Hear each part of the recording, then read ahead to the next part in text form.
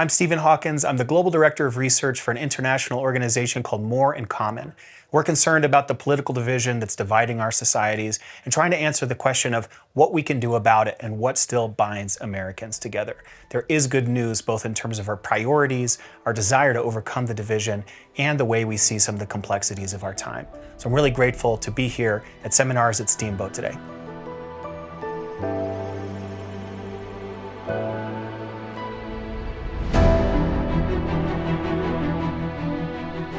Good evening and welcome to the fourth seminar of the 24th season of Seminars at Steamboat. I'm Mitch Wallerstein, the chair of the board, and I'm very pleased to present yet another timely program on a topic of substantial current relevance. Tonight we will address an issue that should trouble every American: the increasing polarization of our society into feuding factions that do not seem to understand or care about the legitimate concerns of the opposing side and that appear to have lost the ability to engage in meaningful dialogue and eventual compromise. On behalf of the board of directors of Seminars at Steamboat, I'd want to express our sincere thanks and great appreciation to all sponsors, co-sponsors, and other donors who help make this unique discussion series possible. Your support enables us to bring these impactful presentations to the Steamboat community free of charge. The sponsors of this week's seminar is the Yampa Valley Community Foundation, and the co-sponsors are Reba and Rick Martin and Carl and Helen Marbach. Please join me in thanking them.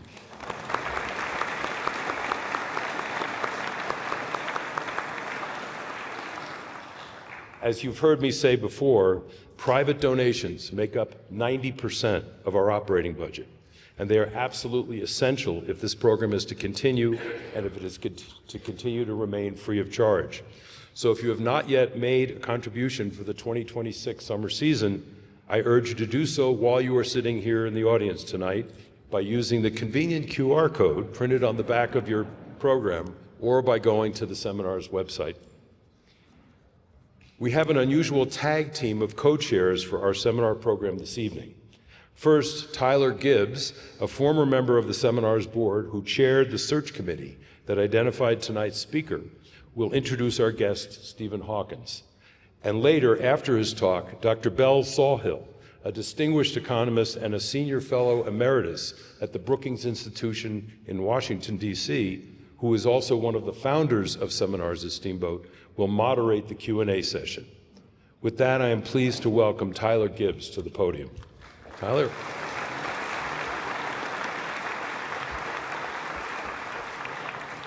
Thank you. Tonight, as Mitch said, we are pleased to welcome Stephen Hawkins.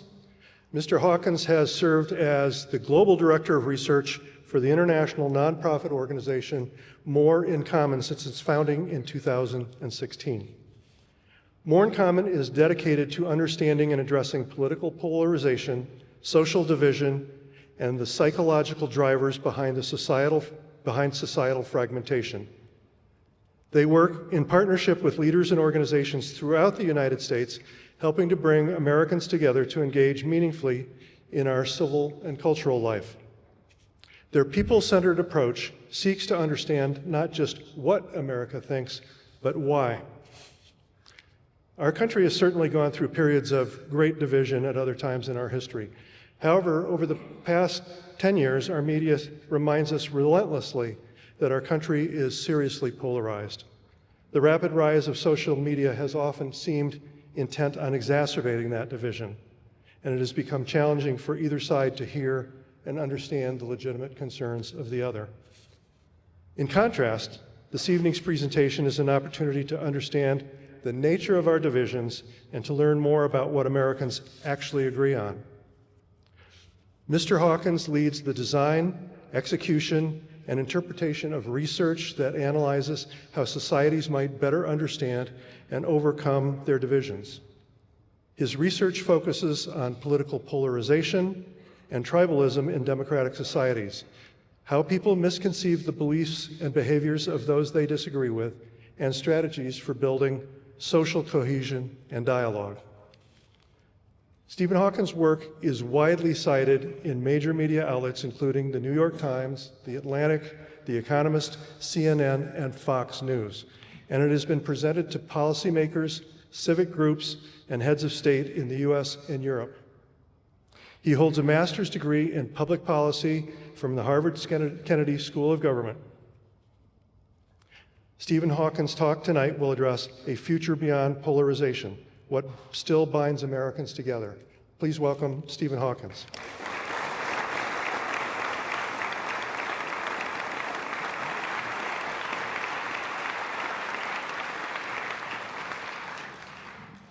Well, good evening. It's really an honor to be here tonight. I've been looking forward to this talk for at least 3 reasons. I love doing this work. This is a passion for me.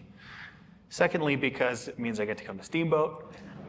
I woke up this morning with a beautiful view of Lake Catamount, and it was so serene I stayed in bed for an extra hour just taking it all in.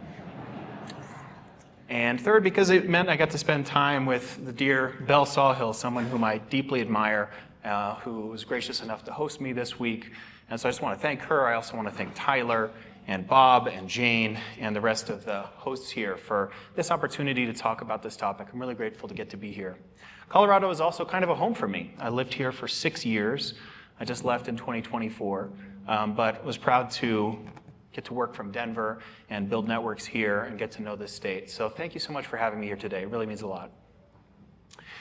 So what we'll talk about today is polarization and political division. And as Tyler mentioned, More in Common is an international organization. We weren't born in the United States. In 2016, the woman behind me here, Jo Cox, she's a member of Parliament in the United Kingdom. And in 2016, the issue that was seizing the public debate in the UK, as was in much of Europe, was the issue of the Syrian refugees that were coming into the continent, and also refugees from North Africa. And Member of Parliament Jo Cox was an active advocate of embracing and welcoming people who were fleeing from civil war and violence. She was meeting with constituents in her home district when a man came up yelling, "Britain first, Britain first." And he pulled out a gun, and he shot her, and he pulled out a knife, and he stabbed her to death. This was the first assassination of a political elected official in the United Kingdom's history. And Jo Cox was married to one of the founders of More in Common. And so the name More in Common, which at that point was not the name of the organization, is dedicated in her memory. She was talking in her first speech in Parliament about the fact that her constituents, despite being very diverse in terms of ethnicity and religion and background, had more in common than what divided them. And today there's a plaque commemorating her and her work in Westminster, the British Parliament. So our work is in honor of her, and today More in Common has teams in 9 countries. We're almost 90 staff. We're about a decade old as an organization.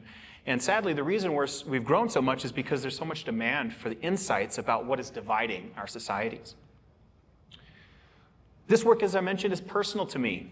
And I found that simply talking about the academic and research elements of this problem is sometimes not enough to explain the motivations behind the work. And so I want to just be a little bit personal here about what brings me to this stage. Back in college, I was a very proud and active college Republican. I was on the executive board of the College Republicans at the George Washington University.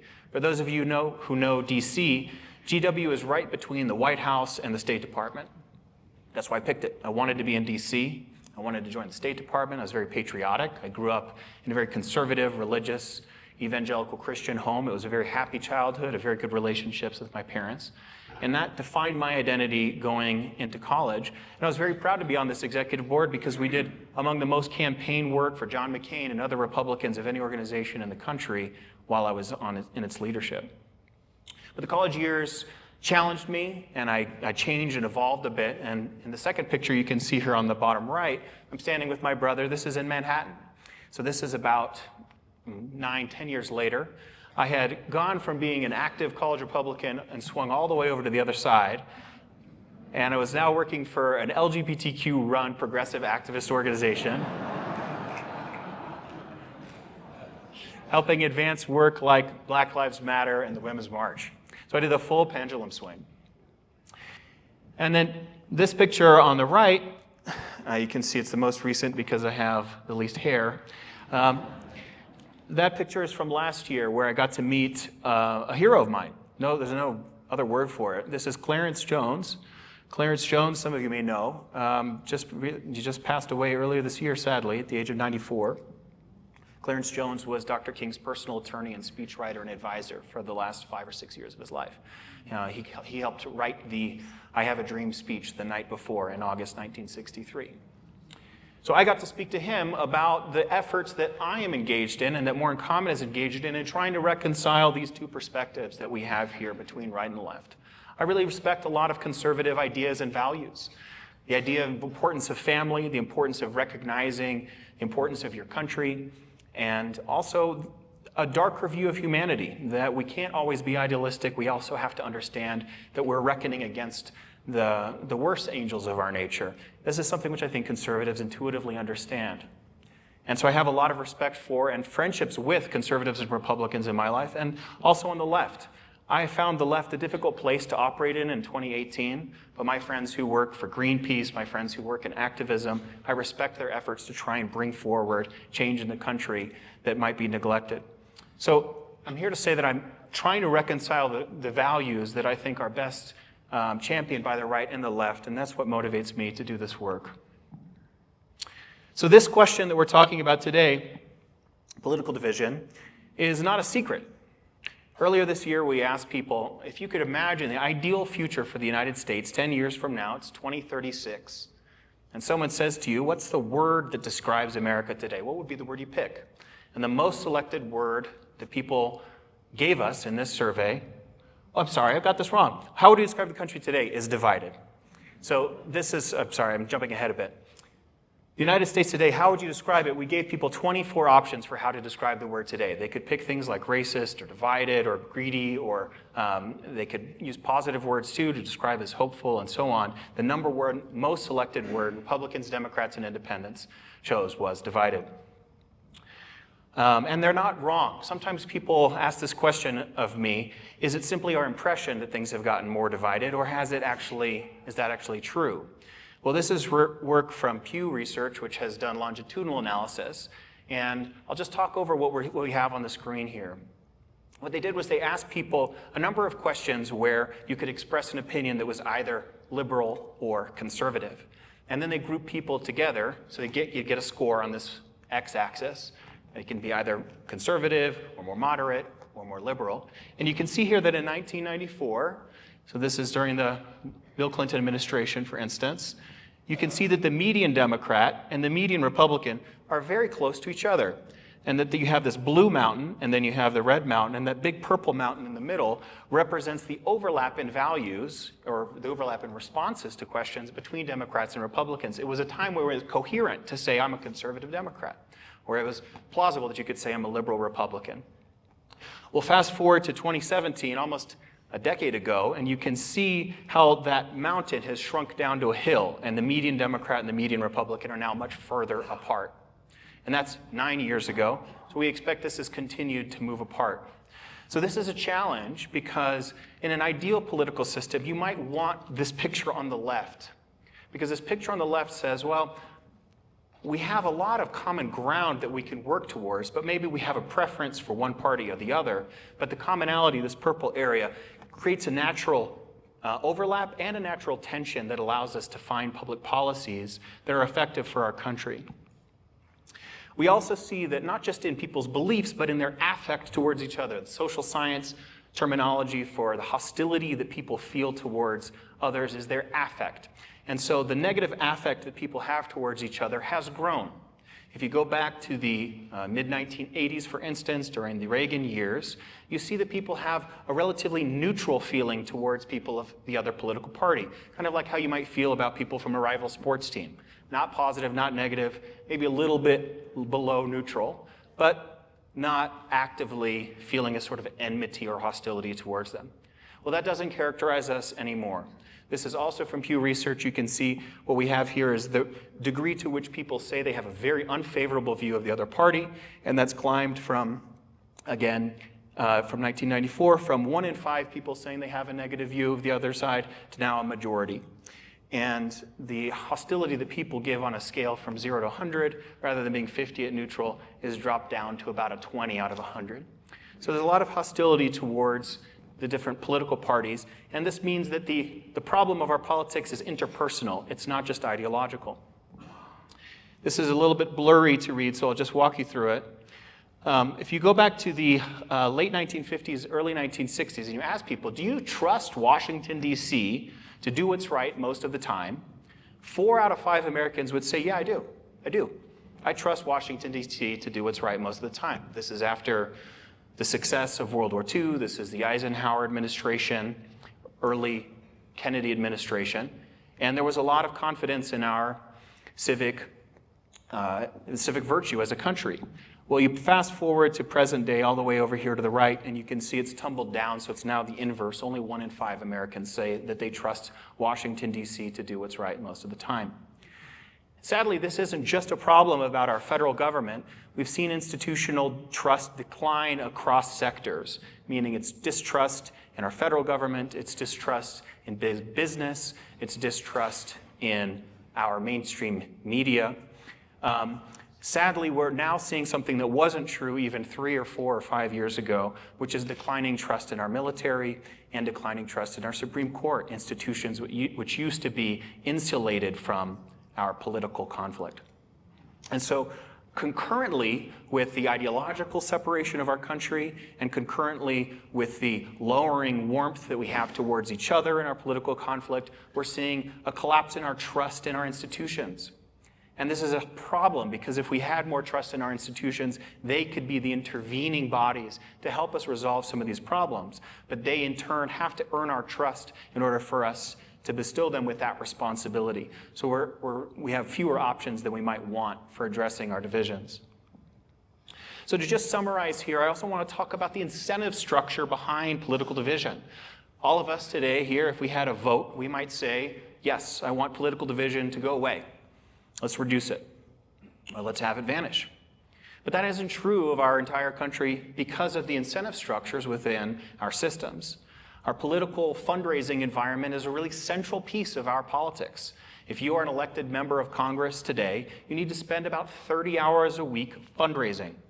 When you're in Washington, D.C., not even when you're at home with your constituents. When you're in D.C., you're leaving your office or a committee meeting, and you're going to your party headquarters, either the Democratic Party or the Republican headquarters, and you're calling people in New York or San Francisco or Houston or somewhere else, and you're trying to get $5,000 and $10,000 and $15,000 donations, or you're going to a fundraiser, because you need to continue to raise money for your next election cycle. This is a problem we haven't been able to address in our country, and it means that our elected officials are effectively employed by their financiers, and their financiers are getting about 60% of their time. And in that context, having conflict is useful because you have an opponent, and that opponent creates a sense of urgency and threat, and you can appeal to your donors' concern about the moment in a way that solicits more funding support. We also have a problem with our media information system. If you go back to the 1960s, when people were more likely to say that they trust the media and that they trust the federal government, the news was something that you would consume for 10 minutes between the sports and watching the sitcom, and it had a defined moment, or it was just delivered to you in a newspaper.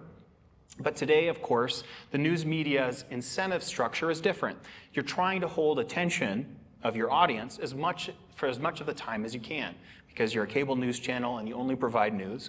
So slow news, in-depth news, balanced coverage is less attention-grabbing than opinion news, than hostile debates, than breaking news. And so the incentive structure of the mainstream media is more towards conflict than towards more long-form positive coverage. Then, of course, we have social media.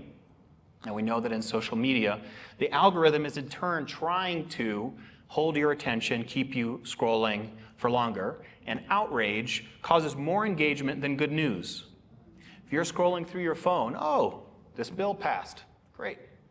Oh, this congressperson said something incredibly incendiary and stupid. I'm going to share that with my friend and another friend, and then I'm going to text somebody about it, right? That's what the incentive structure of our platforms bends towards, and as a result, they share more negative content than positive content on purpose. So we have a polarization ecosystem which keeps the conflict rolling even when it might be in the desires of the American public that we move away from it. So then this gets us to More in Common and our work. More in Common in the US is best known for our report, Hidden Tribes, a study of America's polarized landscape. As Tyler mentioned, it got a lot of coverage. This was on the front page of the New York Times. It got a lot of discussion, traveled all around Colorado to talk about it. And in that report, what we tried to do was reframe the political division in our country away from a binary of red and blue and towards something which better captured people's perspectives. And so instead of 2 groups, we found 7. And those 7 groups differentiate, for instance, between progressive activists and traditional liberals, who actually don't have a shared worldview.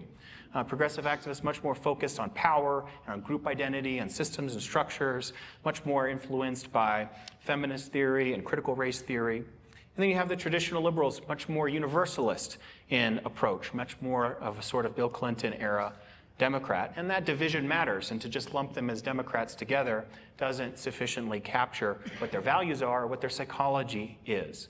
And so what we did for this segmentation was to create these categories. We asked people a lot of questions about their values.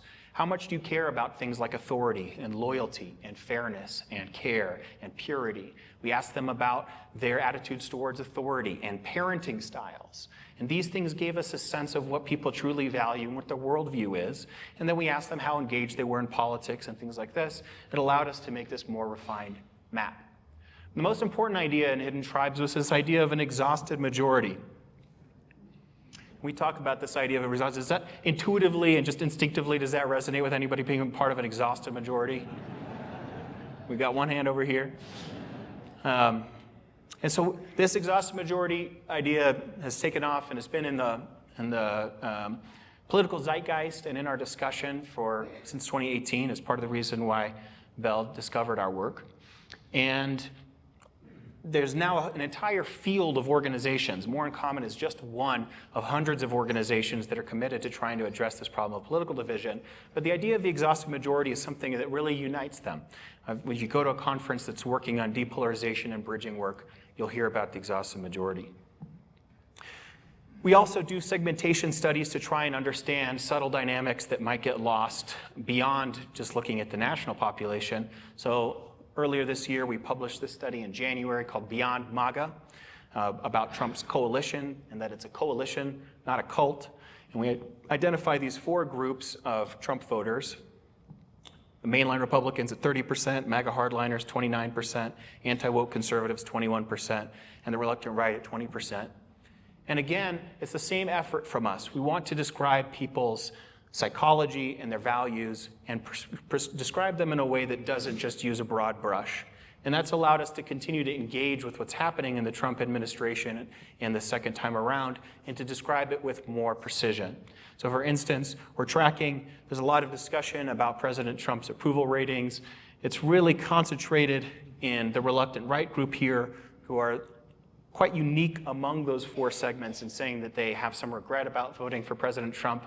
Among MAGA hardliners, anti-woke conservatives, and mainline Republicans, we see that they're mostly on board with the president, mostly still supportive, think they made the right decision. So this is just an example of the sort of analysis that we're able to do by trying to look beyond the basic categories that we use in our politics. So this is just a little roadmap of where I want to go with the rest of the presentation. So this is kind of an exciting moment for me to be giving a talk because the Hidden Tribes study, which I just mentioned, was fielded in 2017 and 2018. And now, 2026, 8 years later, we're revising it. We're updating it. And so we've just gone into the field in June, and we surveyed 8,000 Americans, a representative sample of US citizens across race and gender and income and education and geography. And we refielded a lot of the questions that helped us define the analysis for that 2018 study. So I want to preview some of our findings from that. I also am working on a project I refer to as Hidden Truths. And the Hidden Truths concept is one where what we're trying to identify are those commonalities that we have as Americans, especially between Republicans and Democrats, that are invisible to us, or rather, that are underestimated by us. We released a report called The Perception Gap in 2019, and the premise of the perception gap is that if you ask people, so let's say you're a Democrat, if I ask you as a Democrat, what % of Republicans do you think agree that we should be teaching MLK and Rosa Parks to children in our public schools as a way of teaching the advancement of freedom and equality in our country? Maybe you estimate it's 30 or 35%. The truth is that it's 93%. There's almost a 60-point gap between what the average Democrat thinks Republicans believe on an issue like that and the reality of it. And that perception gap matters because it informs the negative emotion that we have towards the other side. We see the same in the other direction. Republicans way underestimate the degree to which Democrats care about the country, love the country, want to teach the founding. They also underestimate by 50 or 60 points questions related to that. And so in this Hidden Truths project, which I'm leading, and I'll preview some of the data here in a moment, we're systematically looking across different areas for those perception gaps because we have been able to demonstrate in randomized control trial methods, the same sort of method you'd use for testing the efficacy of medical intervention, we're able to see that closing those gaps helps reduce the hostility between groups and makes people more hopeful in the future. So I'll be previewing some of that research here today too. Making sense so far? Right. So, when I saw these data, I'm about to transition to another slide here, but when I saw these data, I almost fell out of my chair. We asked this question, how warm or cold do you feel towards a group? And we give them a scale from 0 to 100. 0, very cold, enemy, hostile, dislike them. 100, mother, spouse, best friend. And 50 is neutral. So these are the across 2,000 Americans. We asked them this question, how warmly or coldly do you feel towards the following groups? And you can see the numbers here on the right-hand side. And they're just color-coded according to how high or low they are. So you can see, on average, people aren't that warm to Republicans and Democrats. It's around 40. And then as you get up to the racial groups, you see very similar levels of warmth. And these are positive feelings, right? Mid-60s, high 60s, or low 70s. These are actively warm feelings. But then there's very, very little difference between black and white Americans, for instance, Asian Americans. Great. And I want to now add in two groups. I want you to think where they go. Legal immigrants and undocumented or illegal immigrants.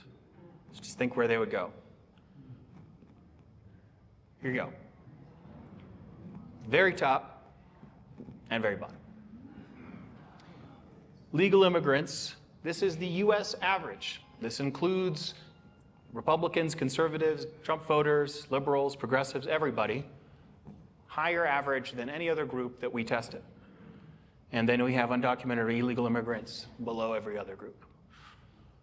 So how we talk about these categories really matters, because as a whole, as Americans, we really like immigrants because immigrants are coming to the United States because they see themselves and their future here. And they respect our values and they want to be part of the culture. And then we have a lot of negative emotion towards people who don't follow that process. So these are some tracking questions which relate to this conflict that I think are really important to understand. So this is just data among Democrats. All of this is just among people who self-describe as Democrats. And you can see here on the left-hand side, 2018, this is our original Hidden Tribes data. And then to present day on the right-hand side here, 2026. And what we see is there's this trend towards multiculturalism and diversity among Democrats, perhaps not so surprising. But notice, for instance, in 2018, 59% of Americans said American identity is disappearing nowadays. It was a concern that they had. The other option they could select for this question was that diversity is strengthening in America. And now 31% say American identity is disappearing today, which is interesting because it coincides with a decline in Democrats saying that being American is important to their identity. And it also coincides with a decline in Democrats saying that America's immigration population is a burden. So we're seeing on the left this embrace of multiculturalism, but a weakening maybe of an attachment to a shared national identity or a sense that that identity matters. And then we see something in the opposite direction among Republicans. Among Republicans, we see now an increased sense of the importance of having been born in America, of having two American parents, even of being white.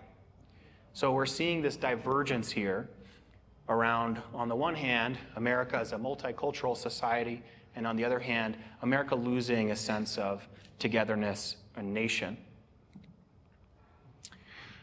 So I want to talk a little bit further about other things that are pulling us apart today. And the summary could be that we've sorted ourselves by politics and religion, and we're also losing our appetite for compromise. Between 2018 and today, we see that now a majority of Americans say that their close friends share their politics. This isn't good news, because those of us who understand contact theory, but it's just an intuitive concept, understand that the more relationships you have with people who are different from you, the harder it is for you to mischaracterize them, and the easier it is for you to understand them. And we're now self-sorting more and more into buckets of people who think like me, whether you're on the left or the right. We're seeing a decline in people saying that they want their political leaders to find compromise in politics. And then very interestingly, if you can't see this in the back, the question here was, how important is religion to your identity? And we gave people other options. They could say how much their gender was important to their identity, their race, their religion, answered this one by one. And on religion, we see that for Republicans, it's kind of stable, a little bit of a decline from 81 to 76. But among Democrats, it went from 2 and 3 saying religion is important to my identity to less than half, 45%. And so we're diverging in terms of our American identity and our religious identity in recent years. One of the things that is really crucial to understand about our political division, though, is that it's not so much between demographic groups. It can often feel like we're urban versus rural, and black versus white, and men versus women. And one of the findings from Hidden Tribes is that ideology, our belief systems, really matters more in predicting our divisions than our demographic categories, like what race you are or what gender you are. So I just want to illustrate that here. So one of the biggest and most divisive questions in the country you can ask today is, are there more than 2 genders? Among people who self-describe as very liberals, I've got these maybe inverted here. It's very conservatives say there are only 17% of very conservatives say that there are only 2 genders, whereas 96% of very liberal people say that. Or let's take another question on gender. What's happening? Did I get it backwards? Do you guys know what the right answer is? All right, we'll keep going. Yeah, you guys are right. Thank you. Need to trust myself. I thought the slide was wrong. Okay. Here's another one. And I was talking to Belle and our friend Richard about this yesterday. Is being a mother what generally gives women fulfillment to their life? Well, among men and women, only a 12-point difference. 4 out of 5 women say, no, that's not the only way you can have a fulfilling life. 2 out of 3 men say no, so it's just a minority viewpoint among men and women. But among very liberal and very conservatives, you have this big yawning gap, right? Another one, men cause more harm than good. This one hurts. This one hurts, ladies. Painful. 63% of very liberal people say, yeah. On average, not worth it. Very conservatives are in our corner, guys, but it's not looking great. And then differences between men and women, just 10-point gap as opposed to this giant, 54% gap among ideology. So we see these gaps also on racial questions, for instance, which might surprise you. But white liberals tend to be to the left of black Americans on racial issues, conservatives to the right of them. So we're seeing that there's a contest of ideas in our country. This is actually good news in my opinion.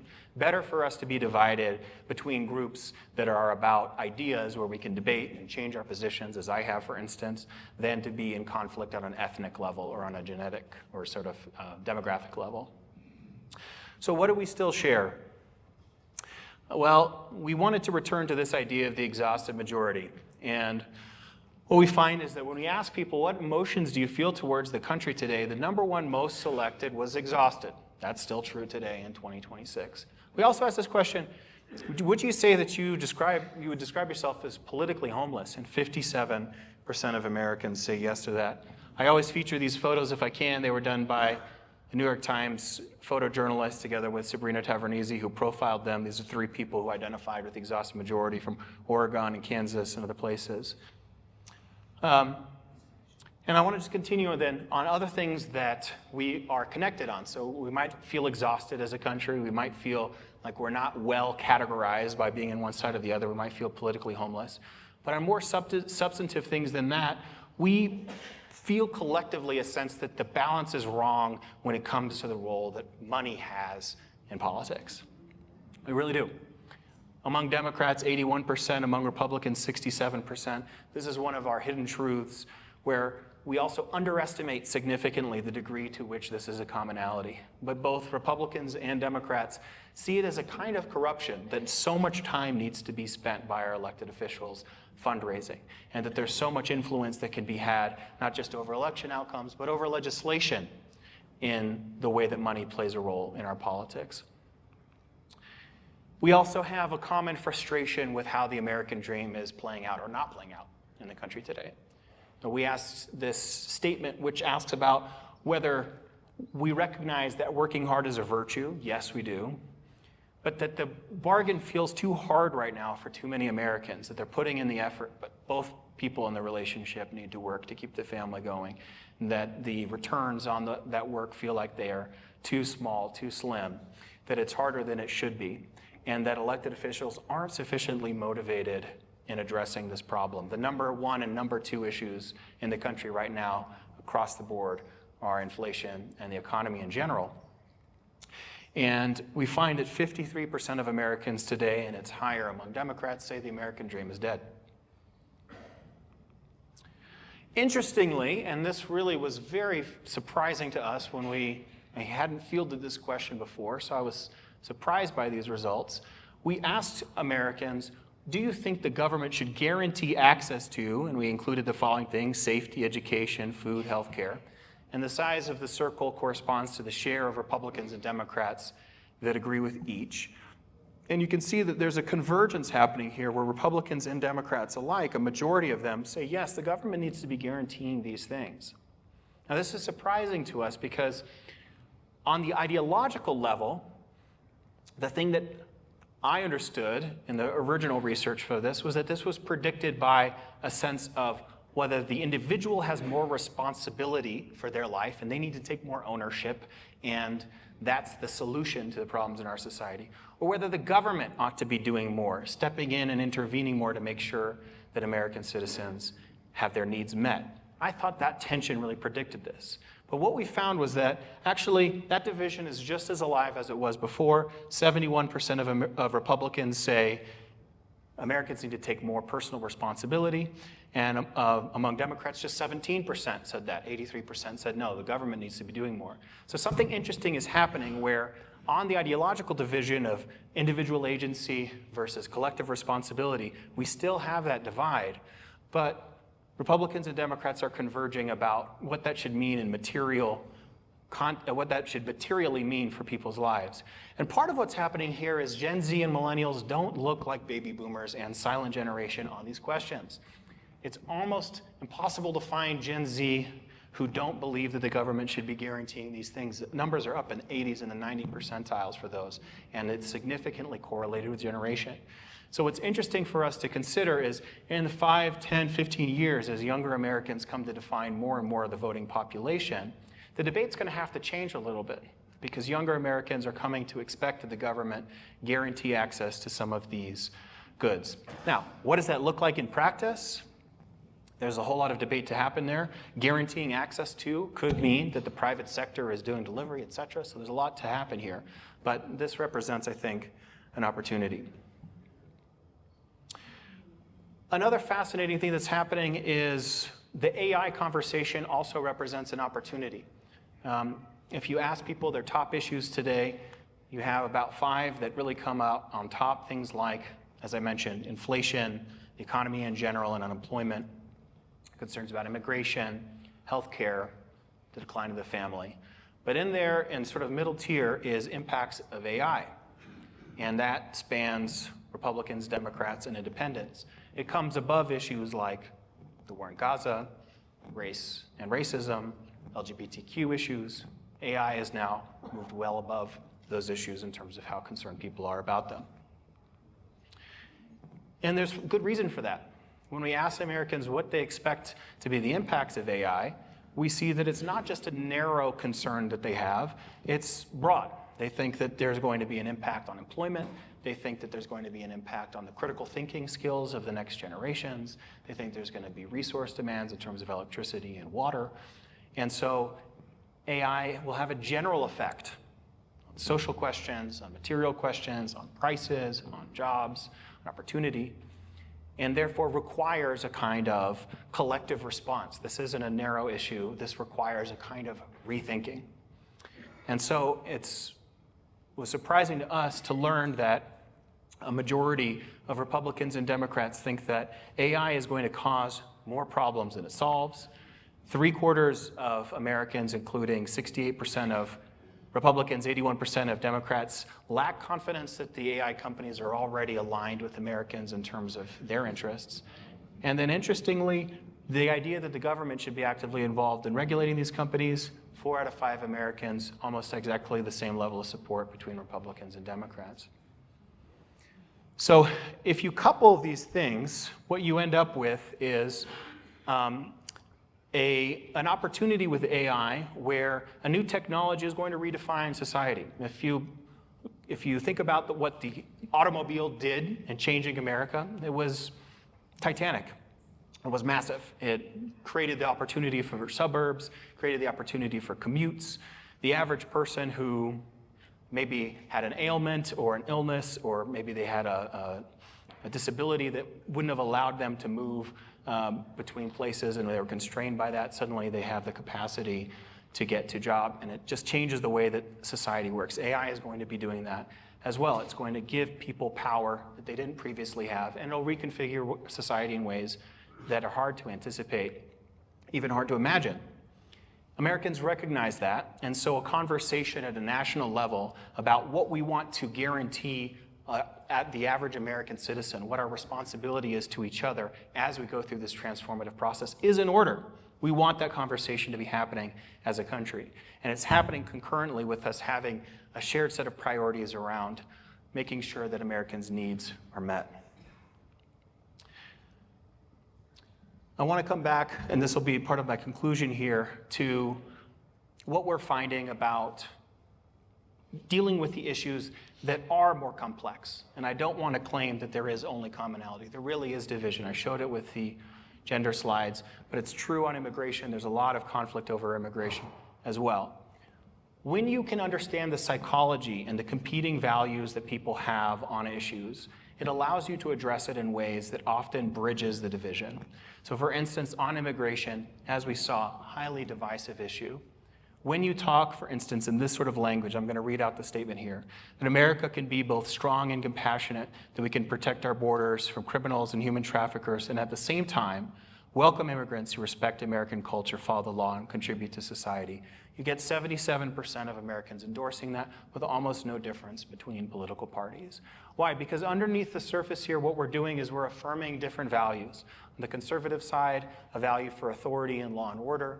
On the progressive side, a value of empathy and care.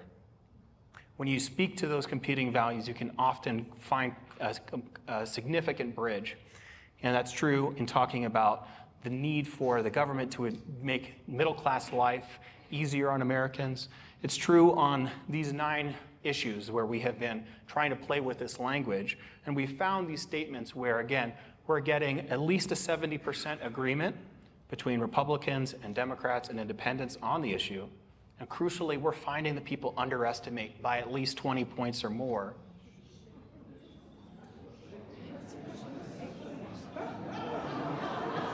What is happening? Enshittification?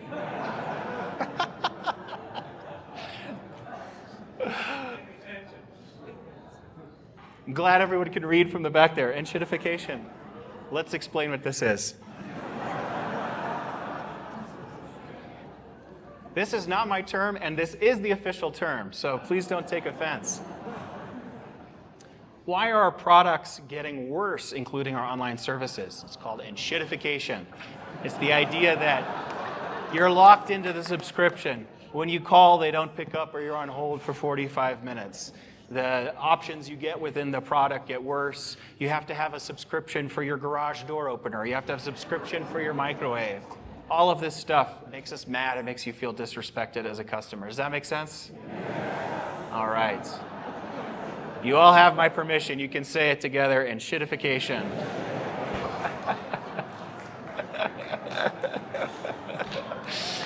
That really threw me. I did not know that was going to happen. Okay. So on enshittification and 8 other issues, we find that Republicans and Democrats underestimate the degree to which they're aligned, and if you understand the competing values that people have on these issues, you can often find meaningful commonality, and I'm working with partners to try and get this information out into our discourse so that they can affect our political discourse. So let me just conclude with this. Are we good on time, Tyler? Good. All right. So where do we go from here? Well, I'm just going to sketch out 3 scenarios. I really want to focus on the final one, though. So one is we just continue with this escalating conflict. This is the trajectory we're on. I'll be honest. I was asked last night at dinner, am I discouraged? I'm really not. I don't feel discouraged right now. I have in recent years. At this point, I still feel an optimism about our future as a country, and partly because I get to do talks like this and meet people all across the country who are very much in alignment. But we do have formidable challenges. Just continuing to see the conflict grow very much could be our future. Heavy photo. If you do a focus group anywhere in the country among people of my age and older, and you ask them, when did you feel most American? This is very often the answer they give, right? September 11th was a terrible moment for our country, but it was also one in which presidential approval jumped 40 points overnight. The American flags came out on everybody's porch and in everyone's car. People were putting up bumper stickers, and there was a sense of togetherness, which we really haven't felt to the same degree since. The final option is that we find new coalitions. We build new coalitions and build a new convergence. And here I want to conclude by talking about a previous point in American history, and that's the end of the 19th century.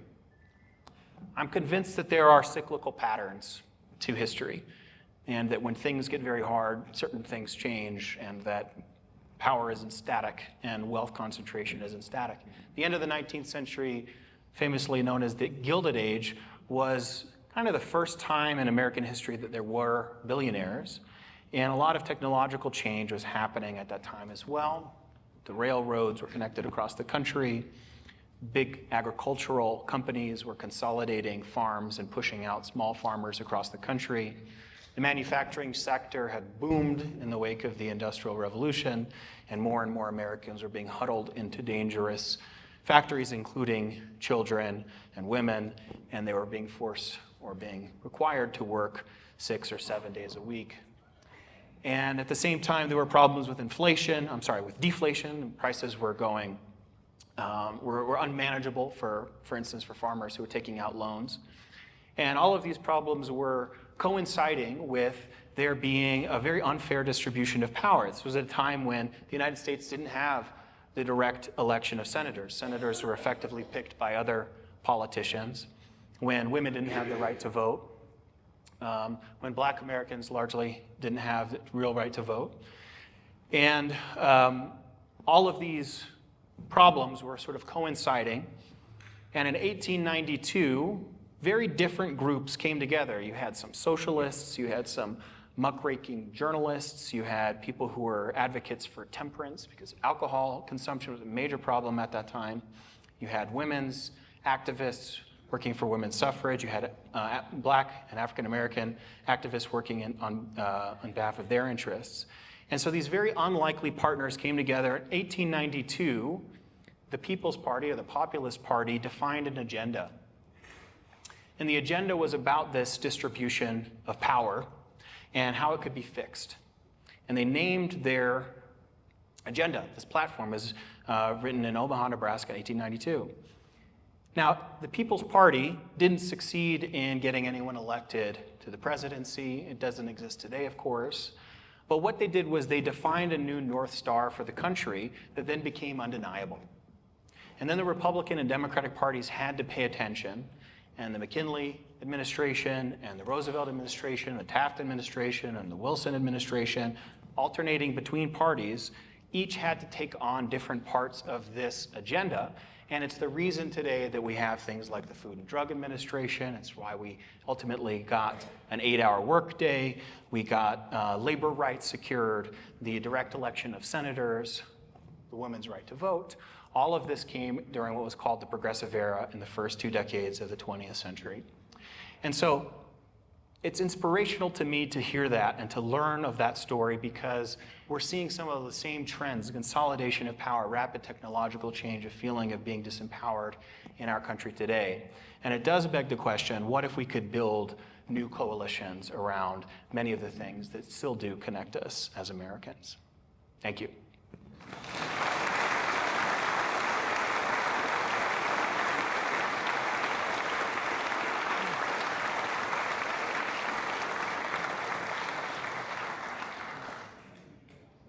So we're here today to talk about enshittification. I totally relate to enshittification, but I did not know the word before, and I'm going to use it all the time now to vent my frustrations. It is so true. And by the way, technology is part of it. Oh, for sure. Spending a lot of time trying to figure out how to get my iPad to work for this purpose today. We both did today. Stephen, that was fabulous. Thank you so much for educating us so much on this probably most critical issue we face as a country. And we've gotten some great questions from the audience. Of course, we can't get through all of them. But one of them is sort of so basic that I want to try to tee it up. And the way I'm going to tee it up is to remind people that E.O. Wilson, the great biologist, once said, we have Paleolithic brains, we have medieval institutions, and we have godlike technology. Yep. And with AI, is that ever true? It is, yeah. And the serious question that's being asked here is, to what extent is the problem that, we're emotional human beings, we get caught up in these divisions and in our feelings of warmth or coolness towards other groups, et cetera. And then we need institutions to help us live together peacefully and solve our conflict through a political system, usually a democracy or hopefully a democracy. And I think the challenges are getting ever bigger all the time. AI is the big one, but there's many others.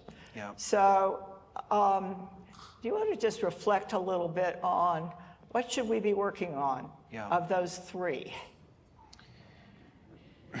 I think you've already given us the answer, but it's giving you a chance just to put it in a slightly new context. I appreciate it. Yeah, human psychology versus institutions versus all the external stuff that's going on. Yeah, it's a great prompt, because the human psychology part of it is really fascinating to look over. Let's take the example of information, right? So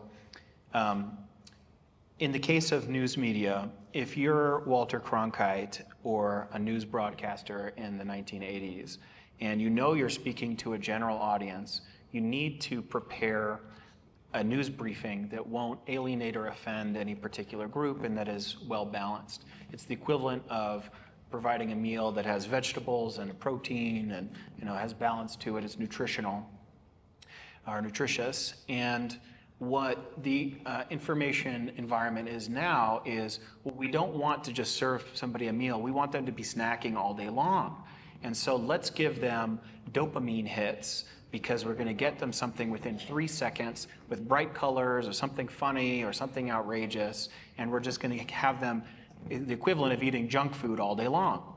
And so it drains your dopamine system when you're on social media all day long, because it's intentionally triggering that system within your brain.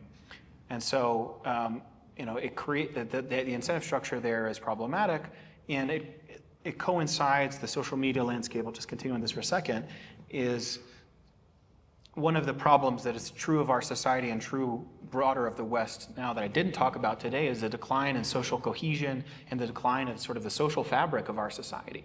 I'm very grateful for all of you for coming out here today. Thank you so much for being here in person. You did it. You got out of the house. You came here. We're all sitting in an auditorium together. It's great. It doesn't happen enough, right? Our country is more and more people sitting at home alone, consuming something with a digital device with their partner or with a roommate, and barely congregating at all, especially for younger generations. And one of the ways that people are coping with that is they're seeking a group identity, and they don't have the physical environment or the social structure for that, and they're finding it in online mobs instead, because there's a feeling of togetherness by at least having a common enemy, by being able to mob up on somebody on Twitter or on Reddit. And so people are finding their sense of togetherness through these online venues. And one of the driving factors of polarization, therefore, is this problem of loneliness and lack of social cohesion in our society, because people are trying to meet their social needs in other venues and finding kind of poor options for them. So I do think that the psychology of our brains developed on the savannah 250,000 years ago is very much at the root of this. And it's more convenient to blame, as I have, the mainstream media and the social media algorithms, but they're catering to the fleshy part between our ears that is responding well to these sorts of incentives.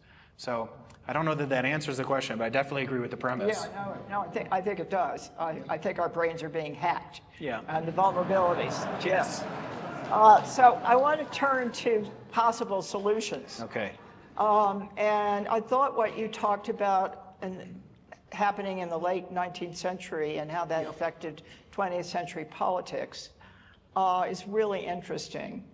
But of course, we need to now think about, and I think everyone wants to know, how do we turn this around? Mm-hmm. How do we get those charts that you put up to go in the other direction? Yeah. How do we reunite? Yeah. And I know you've done some experiments with this, and you may want to talk about that, or you might want to just talk about the fact that we need, if not one of the major political parties, some kind of third party, or maybe just a citizens group, it wouldn't even have to be a political party, to begin to put forward a agenda that would help to unite us. Do you have thoughts about all of that? Either at the little level or the big level? What's the little level again? The little level is if you've done experiments at More in Common that you've then evaluated to see how they change people's perceptions of the other side. Yeah. Yeah, so the experiments we've done, what we found was that there's a lot of skepticism in general in our society. And when talking about commonality, that's especially true. I mean, maybe you felt it today. Oh, is this guy, do we really agree how the question's worded? Skepticism is valid. What we found was effective in identifying commonalities was there's a few pieces to it. I think they're really interesting. We mentioned the randomized control trial, but let me just parse it out a little bit more because we learned from Stanford University. So at Stanford University, they had something called the Democracy Challenge. And they invited people from all over the world to submit ideas for how you could reduce political division. They got over 150 submissions. They selected the best 25. And then they put them in a randomized control trial. They tested them. And then we took some of the insights from that. We developed our own intervention, and we outperformed all of the ones that Stanford tested.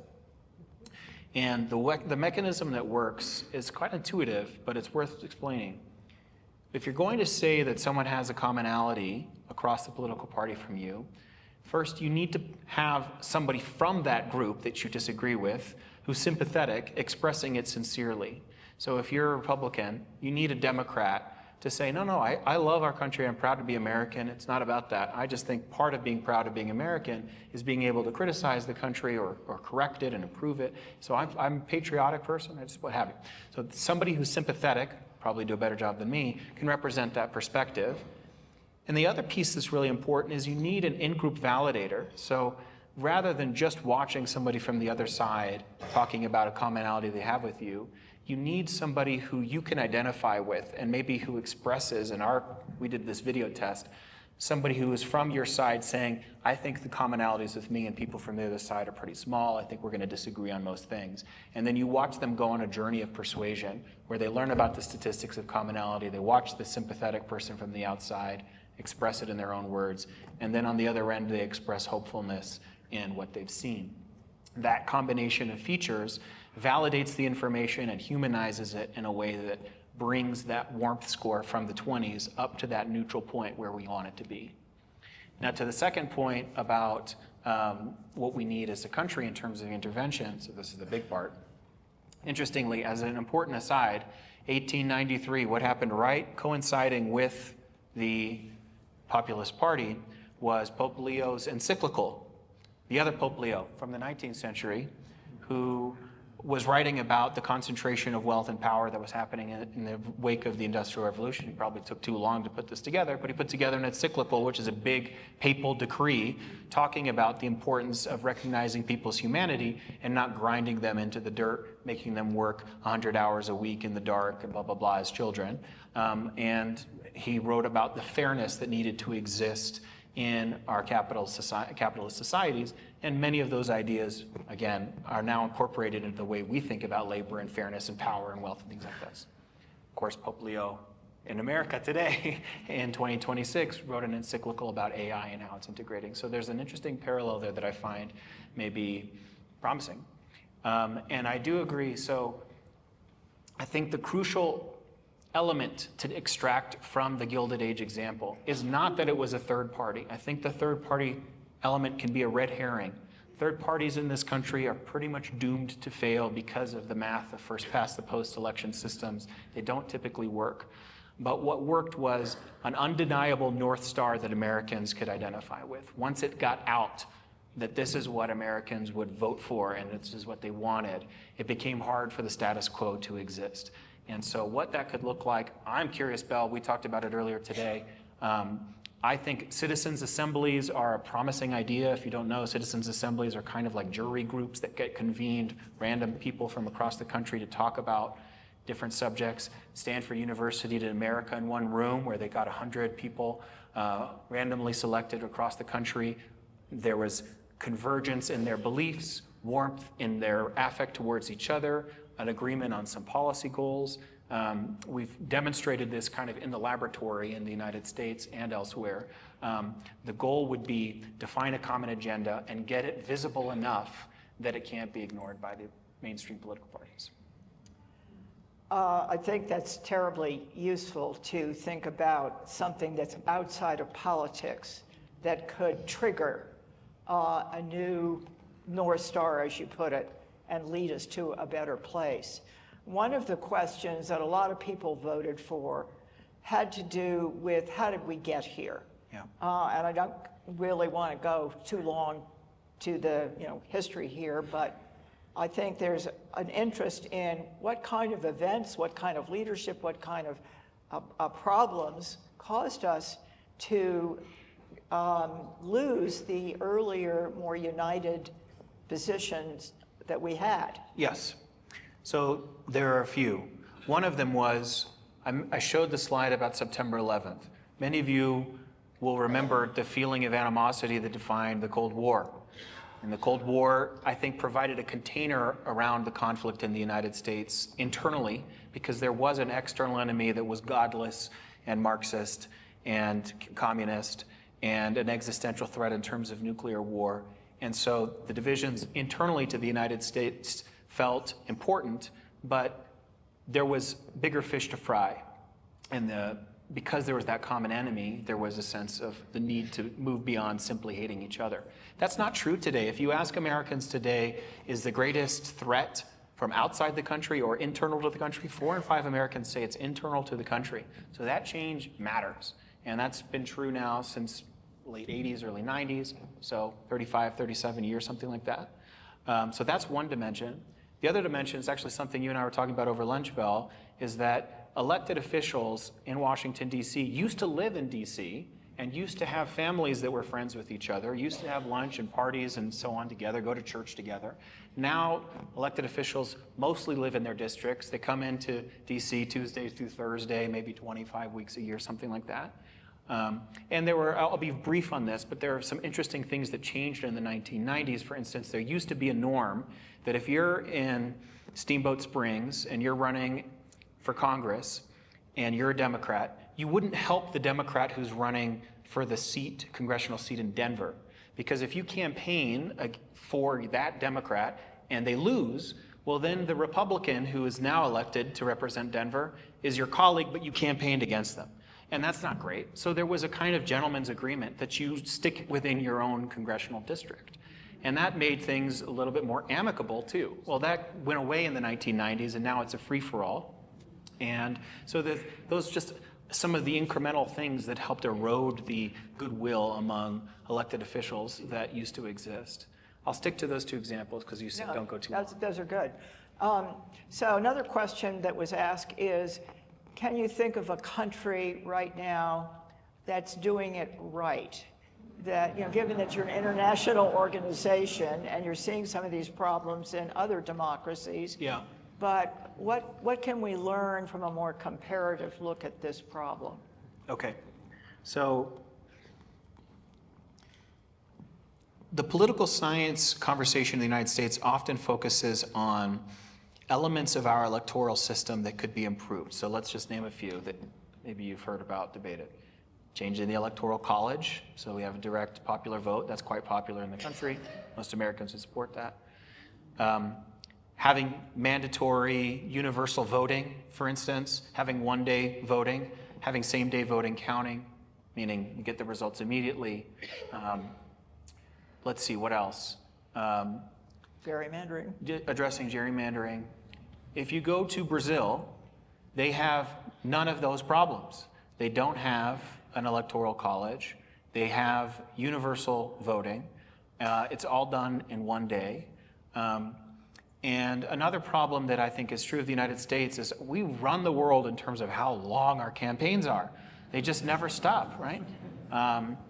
President Trump announced his 2024 his intention to run for president in 2024 in November of 2022, right after the midterms, right? You barely get a week off. The next election's coming in. And it's, again, because of the campaign financing obligation and the importance of fundraising for such a long period. So we never really get a break as Americans. We might think that could be helpful. Well, other countries have also constrained their election period to just be 30 days or 45 days. This is true in a lot of European countries, right? And they also have these polarization problems. So I'm just throwing out all of these issues to say that there's something more fundamental happening in terms of political division that isn't just a function of the way that we run our elections or that we operate our politics. It feels more human and more social to me. So sadly, I think the answer to my question is it's taking the opposite, is rather than there being an ideal example of how to avoid polarization as a country, looking at some of the institutional fixes that you think might address the problem don't seem to really do the job. Brazil is polarized in very, very similar ways to the United States with just as much animosity. And so what that means to me is we need to focus on the community element of it, the social element of it, the cultural element of it, because I think that, together with a shared agenda, has more promise than these tweaks in the way that we set up our elections. That's such an important thing to have said, because I think so many of us believe that fixing the institutions and the way our politics works is the solution. And I was once part of a group of political scientists who wrote a big paper on what does the research say about how much difference all of these reforms that we all talk about would make, and it wasn't big.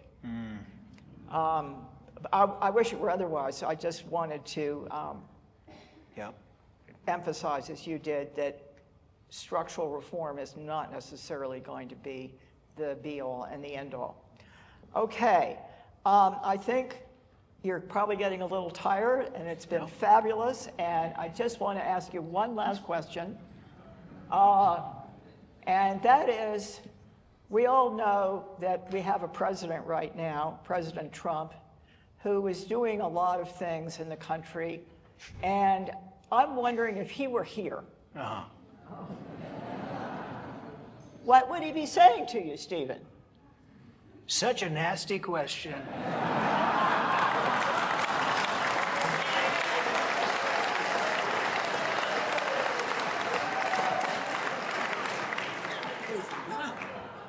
You see, I like Colorado. I like it a lot.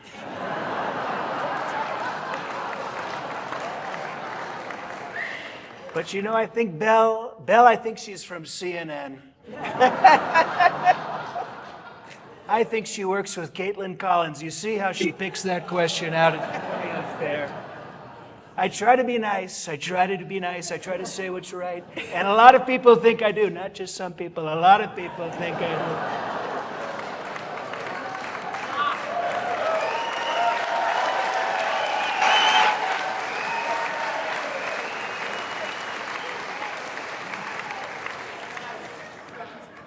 Thank you, President Trump. We're delighted you could join us today. You're very welcome.